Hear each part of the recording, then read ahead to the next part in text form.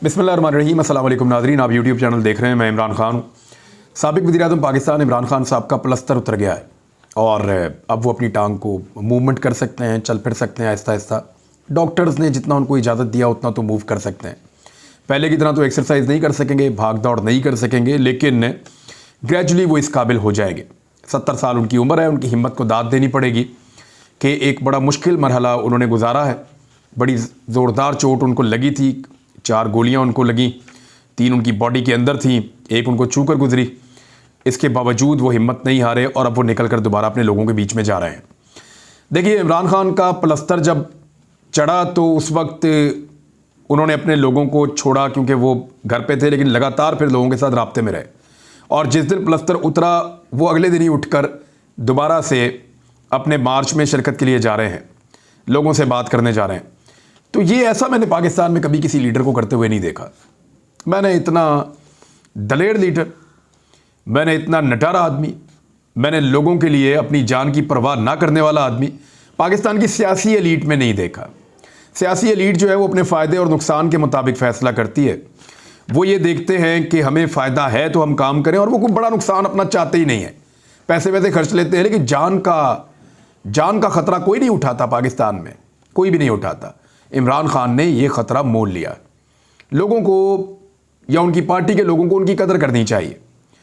और राणा सनाउल्लाह साहब आपको स्टेटमेंट्स दे रहे हैं, लेकिन डराने की कोशिश की जा रही है। कुछ खबरें और हैं मेरे पास, नए आर्मी चीफ के हवाले से भी हैं। और एक तो रावलपिंडी के अंदर मोमेंटम पहले ही बन चुका है। ख़वातीन बहुत बड़ी तादाद में निकली, उन्होंने मशलबरदार रैली निकाली। मर्दों की बहुत बड़ी तादाद निकली। 2-3 दिन हो गए हैं लगातार वहाँ पर रैलीज निकल रही हैं और बहुत बड़ी तादाद में लोग रावलपिंडी में निकल रहे हैं। लोग इमरान खान साहब का इंतज़ार कर रहे हैं। दूसरा, पूरे पाकिस्तान से रैलियां तैयार हो रही हैं। कुछ लोग आज रात को निकलेंगे, कुछ सुबह निकलेंगे, कुछ थोड़ा सा डिले के साथ निकलेंगे, कुछ 7 बजे, कुछ 8 बजे। जिसका जितनी दूर इलाका है वो उस हिसाब से आगे बढ़ेगा। वहाँ पे खैमे भी लगे हुए हैं, लेकिन लोगों का जोशो खरोश जो है वो कम नहीं हुआ, पहले से बहुत बड़ा है। और लोगों ने खौफ के बुत को तोड़ा भी है। अब लोगों को डराने की कोशिश की जा रही है। मैं आपको इस वक्त इन्फॉर्मेशन ये दे रहा हूं कि बहुत सारे खतरात माजी में मौजूद थे, लेकिन पाकिस्तान में हालात आप जानते हैं कि अब बदल चुके हैं। पाकिस्तान में कुछ मुखालिफ हवाएं चल रही थीं। कम से कम वो हवाएं कुछ देर के लिए सही, या हो सकता है परमानेंटली, वो अवाम के मुखालिफ जो फैसले हो रहे थे और जो चीज़ें मुसल्लत की जा रही थी, मुमकिन तौर पर यह सिचुएशन बदल जाएगी। अभी सिर्फ चंद दिनों का इंतज़ार है और वो दिन बड़ी तेज़ी से गुजर रहे हैं। जनरल कमर जावेद बाजवा माजी का किस्सा बन चुके हैं और अब अगले आर्मी चीफ आ रहे हैं जो 3 साल के बाद माजी का किस्सा बन जाएंगे। ये एक जॉब है जो एक फौजी ऑफिसर को करनी पड़ती है। जो सीनियर होते हैं उनमें से एक, वो 3 साल तक इस मुल्क के अंदर रहता है, लेकिन मुल्क का स्याह और सफ़ेद का मालिक बन जाता है। क्योंकि पाकिस्तान में इस ओहदे को हमेशा से ओवर रेट किया गया है। पाकिस्तान में हमेशा से इस ओहदे को ज़्यादा अहमियत दी गई है और इनका कंट्रोल भी बहुत ज़्यादा होता है आर्मी चीफ का। बहुत सारी चीज़ें पाकिस्तान में इनकी मर्जी के बगैर नहीं हो सकती। कभी इस ओहदे का लोग ठीक इस्तेमाल करते हैं, कभी इस ओहदे का लोग गलत इस्तेमाल करते हैं और नाजायज़ इस्तेमाल के ज़रिए ज़ाती मफादात भी हासिल करते हैं। बहरहाल जनरल कमर जावेद बाजवा साहब अब माजी का किस्सा बन गए हैं और लोग सिर्फ उनकी कहानियाँ सुना करेंगे या वो कभी सुनाया करेंगे, और कुछ भी नहीं है। लेकिन अभी फ़िलहाल उनके कुछ दिन बाकी हैं। यहाँ पे एक ख़बर है मेरे पास कि रावलपिंडी में इमरान खान साहब के जो जलसा है उसके लिए स्टेज लग रहा था। तो स्टेज लगते हुए वहाँ पे पुलिस आ गई और पुलिस को देखे, मैं आपको पहले भी कह रहा हूँ कि परवेज़ लाई, मुन्नसिर लाई, पंजाब हुकूमत ये पुलिस को कंट्रोल नहीं करते। पुलिस को बहुत ताकतवर लोग कंट्रोल करते हैं, आप जानते हैं उनको। तो आपको पता है गुस्सा भी बहुत है उन लोगों में। तो अभी ऊपर से हुक्म आया, यहाँ स्टेज नहीं बनने दिया जाएगा। फैज़ाबाद में जो स्टेज बन रहा था, ऊपर से हुक्म आया है, ऊपर से रावलपिंडी पुलिस को, परवेज़ इलाही के भी ऊपर से, राणा सनाउल्लाह के भी ऊपर से, शहबाज शरीफ के भी ऊपर से, बहुत ऊपर से हुक्म आया है कि यहाँ पे स्टेज नहीं बनने दिया जाएगा। और आईडी कार्ड्स भी ले ले अमले के लोगों के कि जनाब आप यहाँ पे नहीं बना सकते। और उसके बाद फिर दोबारा दूसरी जगह पे स्टेज बनाने का कहा गया। GHQ ने कहा कि हमें कोई एतराज़ नहीं है, अगर इमरान खान साहब अपना परेड ग्राउंड में हेलीकॉप्टर उतारना चाहते हैं तो या उतार सकते हैं वो। लेकिन DC इस्लामाबाद की आप चेक करें कि उसने कहा कि नहीं, मैं नहीं उतारने दूंगा। अब ज़रा समझें आप बातों को कि किया क्या जा रहा है और गेम क्या खेला जा रहा है। राणा सनाउल्लाह के स्टेटमेंट्स को आप देखें तो आपको बिल्कुल क्लियरली अंदाज़ा हो जाएगा कि एक्चुअली पाकिस्तान में क्या करने की तैयारी है। किसी किस्म के जो खतरात थे वो तो बहुत हद तक अब आपको सबको पता है वो कम हो गए हैं और सिक्योरिटी के इंतजाम बहुत अच्छे हैं। इमरान खान साहब की अपनी सिक्योरिटी के लिए इंतजाम बहुत अच्छे रखे गए हैं। स्टेज का और आवाम का फासला भी आम लोगों से रखा गया है ताकि अगर इमरान खान साहब के बारे में कोई खदशात हैं तो लोग महफूज रहें। बहरहाल अब ऐसी कोई चीज़ होगी नहीं क्योंकि अब सिचुएशन काफ़ी हद तक बदली है और पहले तो कोई इस तरह के मामला थे कि सिचुएशन को ख़राब करके उससे फ़ायदा उठाने वाले लोग मौजूद थे, लेकिन अब उसका भी कोई फ़ायदा नहीं है कि सिचुएशन को ख़राब किया जाए, बल्कि अब पाकिस्तान की एजेंसी, पाकिस्तान की पुलिस और पाकिस्तान के इदारे जो हैं उनको ज़्यादा जोर लगाना चाहिए इमरान खान साहब की हिफाजत के ऊपर, और लगा भी रहे हैं। तो इमरान खान साहब की हिफाजत की जिम्मेदारी उनकी पार्टी ने, पंजाब पुलिस ने, पंजाब की हुकूमत ने और पाकिस्तान की एस्टेब्लिशमेंट ने मिलकर उठानी है। वफाकी हुकूमत की भी जिम्मेदारी है, लेकिन राणा सनाउल्लाह साहब डराने के अलावा और कुछ नहीं कर रहे। वो डराना क्यों चाहते हैं? क्योंकि उन्हें पता है कि इमरान खान ये जो जलसा करने जा रहे हैं ये पाकिस्तान की सियासी तारीख का अब तक का सबसे बड़ा जलसा होगा। नवाज शरीफ साहब ने अपनी ज़िंदगी में जितने जलसे किए हैं वो तमाम जलसे लोगों को भूल जाएंगे। नवाज शरीफ के जलसे में 10,000, 5,000, 15,000 बंदे आते हैं मैक्सिमम, और इमरान खान के जलसे में लाखों लोग भी आ जाते हैं। तो अब नवाज शरीफ पहले ही चिढ़े हुए थे। लाहौर का मीनार पाकिस्तान उनको चिढ़ाता है पूरे शरीफ ख़ानदान को कि आओ ना कभी मेरे अंदर भी जलसा करो, तो वो कभी जरूरत ही नहीं कर पाए कि मीनार पाकिस्तान के अंदर जलसा करें। हालांकि नवाज शरीफ ने अपने दौर का जो सबसे बड़ा लॉन्ग मार्च किया जिसमें वो रावलपिंडी से लाहौर आ गए, यानी अजीबोगरीब लॉन्ग मार्च था। मुझे क्यों निकाला कहते हुए लाहौर से रावलपिंडी जाने की बजाय रावलपिंडी इस्लामाबाद से लाहौर आ गए नवाज शरीफ, और लाहौर पहुंच के उन्होंने जब देखा कि लोग ही इकट्ठे हुए तो फिर दाता दरबार पे लोगों को इकट्ठा करके वहां पे उन्होंने तकरीर की, और चंद हज़ार लोग थे वहां पे भी ज़्यादा लोग नहीं थे। तो नवाज शरीफ साहब के लिए ये बड़ा चिढ़ने वाला एक माहौल बन जाता है जब इमरान खान साहब जलसा करते हैं। और राणा सनाउल्लाह आपको पता है कि फिर वो मियाँ साहब को खुश तो रखना होता है, और मियाँ साहब ने अब पाकिस्तान वापस भी आना है। उसका रीज़न ये है कि नवाज शरीफ अब लंदन में महफूज नहीं रहे। मैं बताता हूँ क्यों। लेकिन राणा सनाउल्लाह कह रहे हैं इमरान खान के जलसे में दहशतगर्दी हो सकती है, जलसा मुलतवी किया जाए। ये नवाज शरीफ साहब की ख्वाहिश की तकमील हो रही है जैसे कि हमेशा होती है। एजेंसियों की रिपोर्ट है इमरान खान को खतरा है, कल का इज्तिमा मुलतवी कर दें, वजीर दाखिला राणा सनाउल्लाह ने कहा। अब राणा सनाउल्लाह साहब बार बार इस पर जोर क्यों दे रहे हैं? क्योंकि ये पाकिस्तान की तारीख का सबसे बड़ा जलसा होगा जो आने वाले इंतखाबात का मोमेंटम बनाएगा, जो पाकिस्तान की एस्टेब्लिशमेंट को एक पैगाम देगा। खास तौर पर जो पाकिस्तान की आने वाली एस्टेब्लिशमेंट है, जो नई एस्टेब्लिशमेंट बन रही है, उसको एक पैगाम देगा कि ये देखो अवाम की ताकत, ये देखो कौन सा लीडर सबसे ज़्यादा पाकिस्तान में मकबूल है, ये देखो कितनी बड़ी तादाद में लोग खड़े हैं और वो क्या फैसला कर रहे हैं। तो नई लीडरशिप को एक बड़ा वाज़े और क्लियर पैगाम मिलेगा। राणा सनाउल्लाह साहब नहीं चाहते या पीडीएम की हुकूमत नहीं चाहती कि इमरान खान साहब ये पैगाम आने वाली एस्टेब्लिशमेंट को या पाकिस्तान की हुकूमत को या आलमी एस्टेब्लिशमेंट को या पूरी दुनिया को या इवन पाकिस्तान की आवाम को देने में कामयाब हों कि देखो पूरा पाकिस्तान मेरे साथ खड़ा है। ये इमरान खान साहब का फैसला है, और उनका जिस तरह का शानदार मार्च था जिसमें उन्हें गोलियां तक खाई, उसके बाद उसका अख्ताम जो है वो एक बड़ा तारीखी नौयत का एक्चुअली होना चाहिए था। कल फैसला हो जाएगा वो किस तरह का होता है, लेकिन लोगों का जोशो खरोश देखकर लगता है कि लोग टलने वाले नहीं हैं, बहुत बड़ी तादाद में आएंगे, कोई कितना भी डराने की कोशिश करे। एक और खबर थी बीच में, मैं आपको पढ़ के सुना देता हूँ कि आर्मी चीफ के अहले खाना के टैक्स की मालूमात लीक होने का मामला जो है उसमें इनलैंड रेवेन्यू के 2 अफसर बरतरफ कर दिए गए हैं। एक तो जिसका नाम मैंने आपको पहले बताया था कि आतिफ नवाज वड़ाइच, उसको ओहदे से हटा गया। दूसरा डिप्टी कमिश्नर इनलैंड रेवेन्यू जो है उसको ज़हूर अहमद को भी ओहदे से हटा दिया गया है। ये नून लीग के लोग हैं, पाकिस्तान तरीके इंसाफ पे सोशल मीडिया में बड़ी तनकीद करते रहे हैं, सबको पता है। तो फिर आप अंदाज़ा कर ले किसने स्टोरी निकाली, कब स्टोरी निकाली, कैसे स्टोरी निकाली और कौन इसको रोकना चाहता था, ये सारी बातें आप जानते हैं।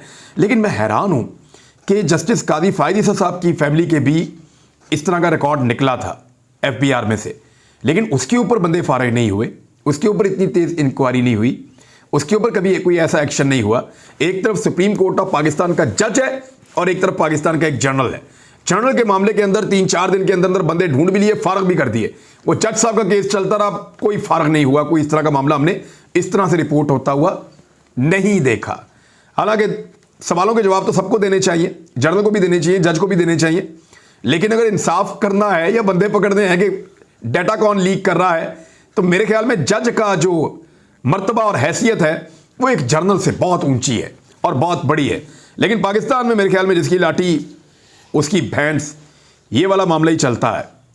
बहरहाल इमरान खान साहब का जलसा जो है वो कल बताएगा कि सियासी मैदान में लाठी किसके पास है और भैंस किसके पास है और ताकत किसके पास है और अवाम किसके साथ है। अब ये कहा जा रहा है कि इमरान खान साहब जो हैं उनका जो मार्च है वो फितना फसाद वाला मार्च है। किसी एक जगह पे एक आदमी को भी नहीं मारा इमरान खान ने, एक गमला भी नहीं तोड़ा अभी तक, बल्कि खुद गोलियां खाई, इसके बावजूद किसी को नहीं मारा, किसी के ऊपर अटैक नहीं किया।